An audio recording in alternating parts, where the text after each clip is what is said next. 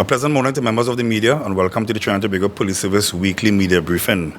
I am Superintendent Mystar, Public Information Officer of the TTPS. This morning we want to focus on the aspect of neighborhood watch groups and vigilantism. One of the strategic agendas of the Trinidad and Tobago Police Service is to strengthen community engagements and stakeholder partnerships. So in view of that, it is vital for us to build a successful partnership within our nation's communities towards establishing and maintaining safer neighborhoods, towns and cities, and ultimately a safer country for us all. So as a result of that, we are encouraging members of the public and the communities to establish watch groups to assist us. To set up the watch group is very simple. The first step, if you're interested in setting up a watch group, we ask that you speak to your neighbors and find out if they are also interested. The more residents that are involved in the watch group, the better the watch group will be. But not everyone in the street or neighborhood needs to join the watch group for it to be successful. Once you have enough residents to keep an eye out of each other for each other's properties and to liaise with the police. The second step is to get a coordinator. Each group should have a coordinator who acts as the key contact point for the group. They liaise with the police and they also give assistance as to persons who will want to join the group within the community and persons who are out of the community. And that person also will be the key person to liaise with police officers. The third step is to contact the policing station within the district and liaise with the police officers to indicate to them that there's a watch group within the community so that the police can have some input. The next step is to establish a proper communication plan so that you'll have all the information being fed to the police officers when time is necessary for that particular action. And the final step is to hold regular meetings.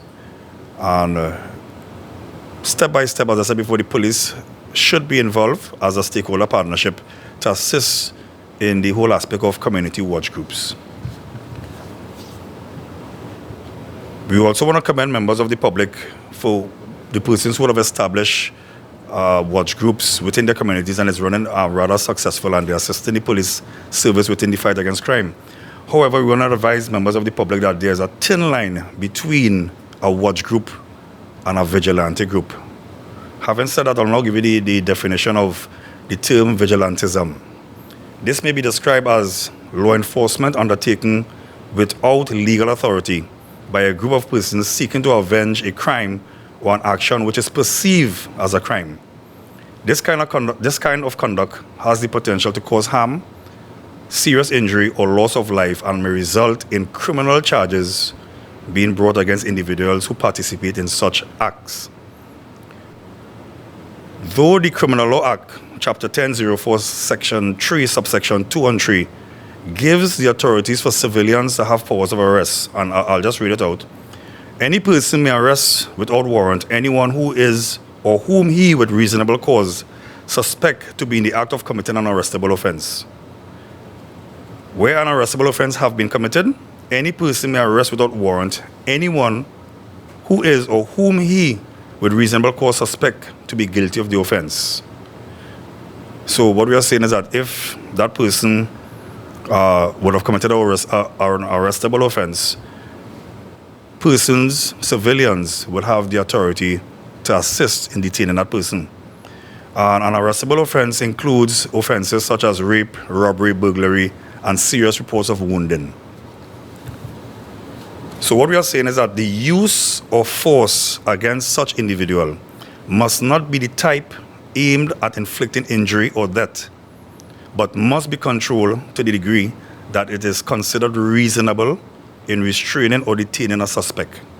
The use of force must be consistent with the reasonable or with the resistance exhibited by the suspect. Once successful detaining of the individual has been achieved, he or she must be handed over immediately to the police. So what we are saying in a nutshell is that vigilantism is unlawful and it should be discouraged by members of the community. Members of the community, they also put their life at risk if it is that you are trying to arrest someone and the chances of you being injured or losing your life is great. You have to communicate to the police and seek their assistance. But once it is done in collaboration with other members of the public and you would have detained someone, that person must be immediately handed over. Failing to do so, and if that person dies, as what we had recently in the San Juan district, persons may be facing criminal charges. All right, that's the end of this brief as it relates to the topic.